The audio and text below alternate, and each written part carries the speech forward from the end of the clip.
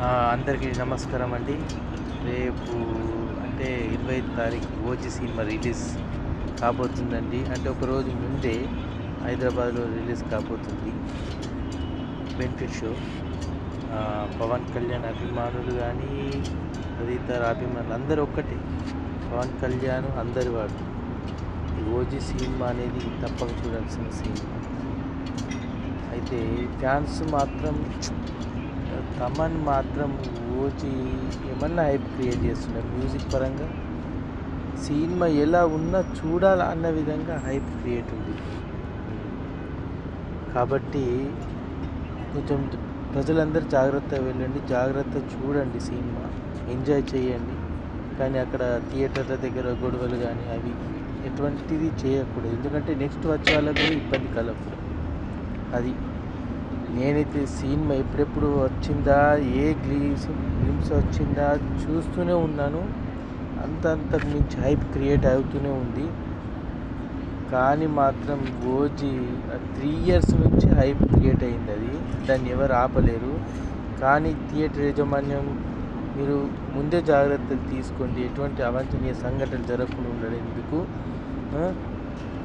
Stage పైకి కూడా వెళ్ళడానికి వీలు కాకుండా ఉండేందుకు చర్యలు తీసుకోండి. ఎందుకంటే మనం చూసాము ఇంతకుముందు 'పుష్ప' సినిమా అప్పుడు.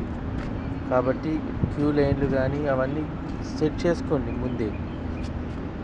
ఎందుకంటే హైప్ అలా ఉంది మరి సినిమా.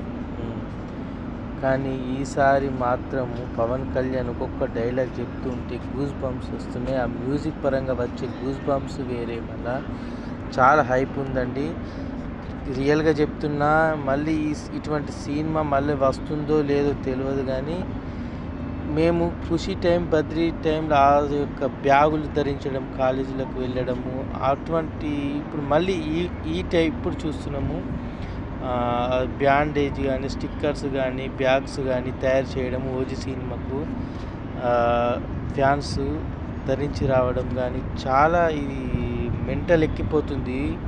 ఒక్కొక్కటి తయారు చేస్తున్నారు బ్యాగ్స్, టీషర్ట్స్ కానీ 'ఓజీ' గురించి. అంటే వాళ్ళ యొక్క సంతృప్తి పొందుతున్నారు ఈ విధంగా.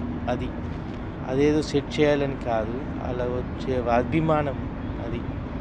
కానీ ఈ 'ఓజీ' మాత్రము గ్యారెంటీ రికార్డు బద్దలు. 'ఓజీ' సినిమా పవన్ కళ్యాణ్ పెద్ద గిఫ్ట్ కాబోతుంది. ఒకప్పుడు 'గబ్బర్ సింగ్', ఇప్పుడు 'ఓజీ', 'బద్రీ', 'ఖుషి', 'తొలి ప్రేమ' ఎన్ని సినిమాలు చెప్పుకుంటూ పోతే. Hats off Pawan sir. ఇటువంటి సినిమాలు మరిన్ని తీయాలి. అది ప్రజల గురించి. కాబట్టి మీరు ఎన్ని సినిమాలు తీసినా పర్వాలేదు.